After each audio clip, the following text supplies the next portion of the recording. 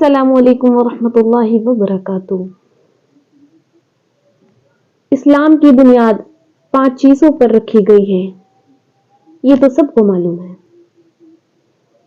اور اس چیز کی احادیث میں متعدد بار ذکر بھی کیا گیا ہے کہ ہمیں ہمارے اسلام کے وہ 5 پلرز آف اسلام جو ہے ان کو مضبوطی سے پکڑ کے رکھنا ہے، ان میں کسی بھی طرح کی کاہلی برداشت نہیں ہے۔ ہمیں شہادت کی گواہی ہمیشہ دل سے دینی ہے، زبان سے دینی ہے، حتیٰ کہ بدن کی ہر اعضاء سے ہمیں گواہی دینی ہے کہ ہمارا رب ایک ہے۔ ہمیں دوسری رکن اسلام کا جو مضبوط رکن ہے نماز، اس کو جب تک سانس قائم ہے، جب تک ہوش سلامت ہے، تب تک ہمیں مضبوطی سے پکڑ کر رکھنا ہے۔ رکوع اور سجود کو چھوڑنا نہیں ہے، نماز کو کسی صورتحال معاف نہیں کیا گیا ہے۔ اس کے بعد آتا ہے روزہ، زکوٰۃ، حج کی اللہ نے اس میں رعایت دے دی کہ اگر آپ بیت اللہ کی طرف جانے کی استطاعت رکھتے ہو تو حج ضرور کرو۔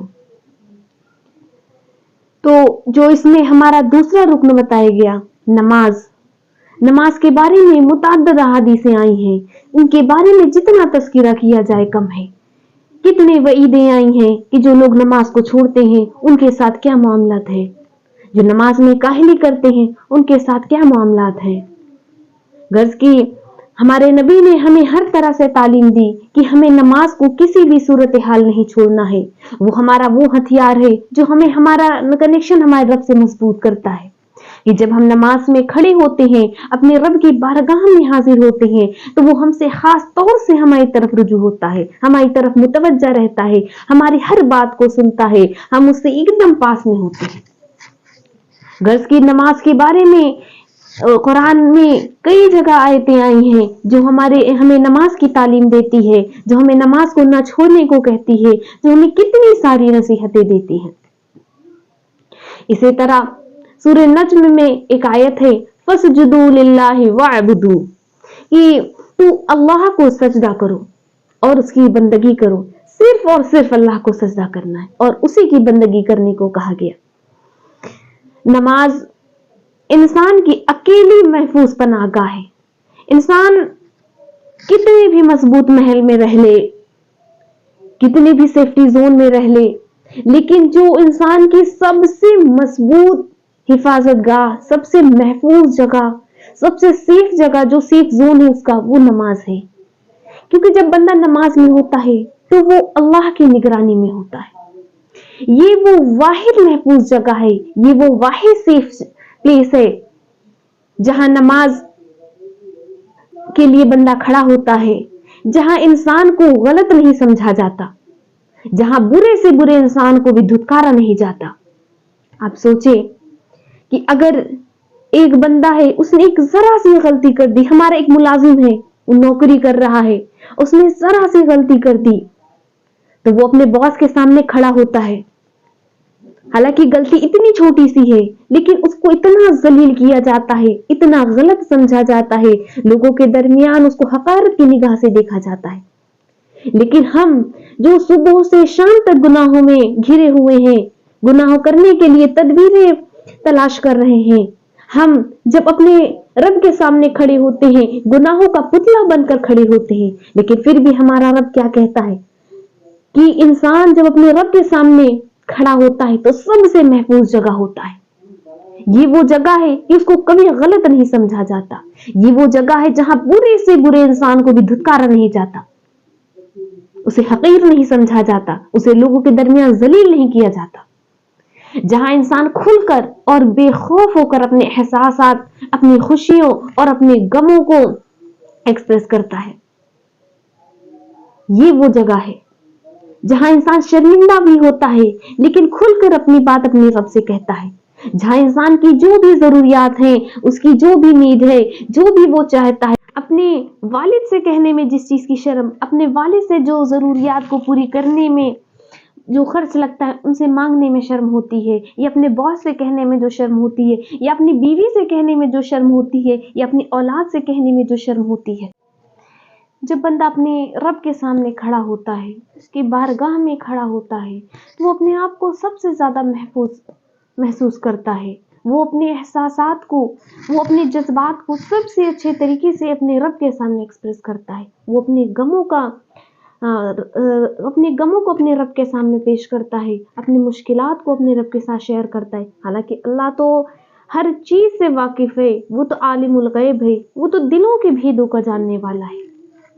لیکن بندہ جب اپنے رب کے سامنے ہوتا ہے تو اتنے سکون کے ساتھ اپنی ساری بات کو پیش کرتا ہے.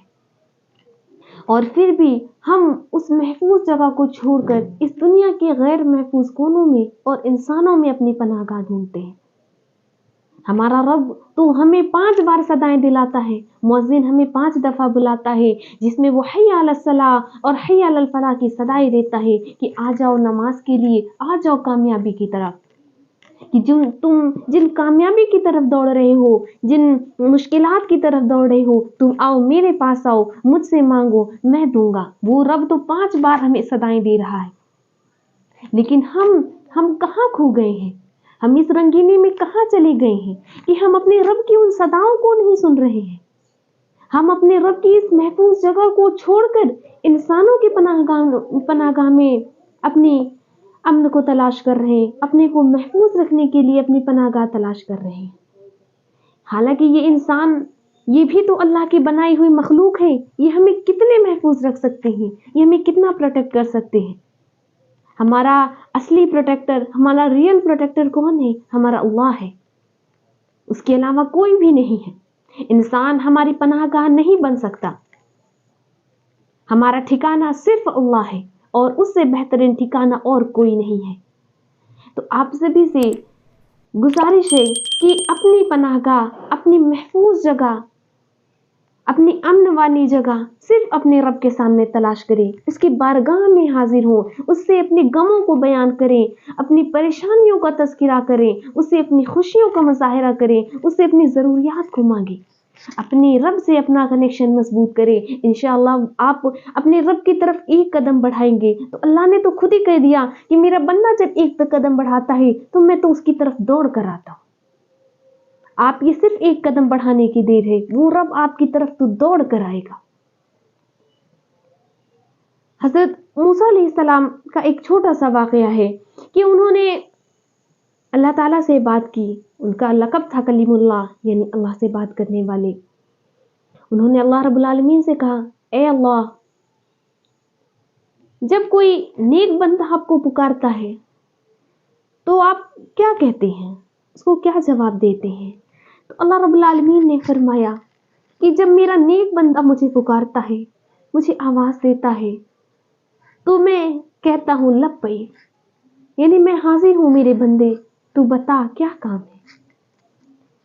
حضرت موسیٰ علیہ السلام نے دوبارہ پوچھا، اے اللہ رب العالمین، جب ایک گنہگار بندہ، ایک برا بندہ تجھے پکارتا ہے تو تو کیا کرتا ہے، تو تیرا اس کے ساتھ کیا معاملہ ہوتا ہے؟ تو ذرا اپنے دل کے کانوں کو کھول کر سنے اللہ رب العالمین کیا فرماتا ہے. اللہ رب العالمین فرماتا ہے، جب ایک برا بندہ، ایک گنہگار بندہ مجھے پکارتا ہے تو میں اسے کہتا ہوں لبیک لبیک لبیک. موسیٰ علیہ السلام نے پوچھا، اے اللہ، جب تیرا نیک بندہ تجھے پکارتا ہے تو صرف ایک دفعہ لبیک کہتا ہے کہ میں حاضر ہوں، اور جب کوئی گنہگار بندہ تجھے پکارتا ہے تو 3 دفعہ لبیک لبیک لبیک کہتا ہے. یہ کیا معاملہ ہے؟ اللہ نے کہا کہ میرا نیک بندہ جب مجھے پکارتا ہے تو اسے یقین ہوتا ہے کہ میرا رب سنے گا، اس کے ساتھ اس کے اعمال ہوتے ہیں جس پر اسے یقین ہوتا ہے. لیکن جب میرا گنہگار بندہ مجھے پکارتا ہے تو اس کی صدا میں صرف ایک ہی پکار ہوتی ہے، اس کے پاس صرف ایک چیز ہوتی ہے، میرا رب اپنی رحمت سے مجھے مایوس نہیں کرے گا، اس کے پاس صرف میری رحمت کا آسرا ہوتا ہے. یہ دیکھیں، یہ گنہگار بندے کے ساتھ اللہ کا یہ معاملہ ہے. تو ہم آپ کیا ہیں؟ اللہ سے اپنے کنیکشنز کو بہت اسٹرانگ کرنے کی کوشش کریں، اپنے رب سے لو لگائیں، اپنے گھروں میں اپنی ماں بہنوں کو تعلیم دیں. آج کل جو ہم نمازوں سے اتنا دور ہو گئے ہیں، آج کل ہم قرآن سے دور ہو گئے ہیں، قرآن کی برکت سے دور ہو گئے ہیں، حالانکہ یہ قرآن بابرکت کتاب ہے کہ ہر چیز کی تلاش اس میں ہے۔ آج ہم جس روزی کے لیے ادھر ادھر بھٹک رہے ہیں، یہ اس میں برکت ہی نہیں ہے، تو برکت کہاں سے آئے گی جب ہم اپنے رب سے دور ہو گئے ہیں، اس کی دی ہوئی کتابوں سے دور ہو گئے ہیں، اس کے بتائے ہوئے عمل سے دور ہو گئے ہیں، اس کی فرض کی ہوئی نمازوں سے دور ہو گئے ہیں، اپنی دعاؤں میں اللہ کا تذکرہ بھول گئے ہیں، انسانوں سے مانگنا شروع کر دیا ہے، پیروں سے مانگنا شروع کر دیا ہے، مزاروں پر جا کر دعائیں لگانا شروع کر دیا ہے۔ اگر ہم اپنے رب سے مانگیں گے تو ہمارا رب ہمیں کبھی مایوس نہیں کرے گا۔ آپ تمام مسلمان بھائی بہنوں سے گزارش ہے کہ اپنے گھروں میں اپنی بچیوں کو، اپنی ماں کو، اپنی بیویوں کو، اپنے اہل عیال کو نماز کی تاکید کریں، نماز کے لیے سختی کریں، ان کو کہیں کہ وہ پنجگانہ نمازی بنے، نمازوں کے لیے ہر طرح سے پیار سے سمجھائیں، اگر محبت سے نہیں سمجھتی تو سختی اختیار کریں۔ اللہ پاک ہم تمام بھائی بہنوں کو نمازوں کو اپنے اوقات پر ادا کرنے کی توفیق عطا فرمائے، اللہ سے قربت حاصل کرنے والیاں بنائے، اللہ ہمیں اعمال صالحہ کرنے کی توفیق عطا فرمائے، آمین یا رب العالمین۔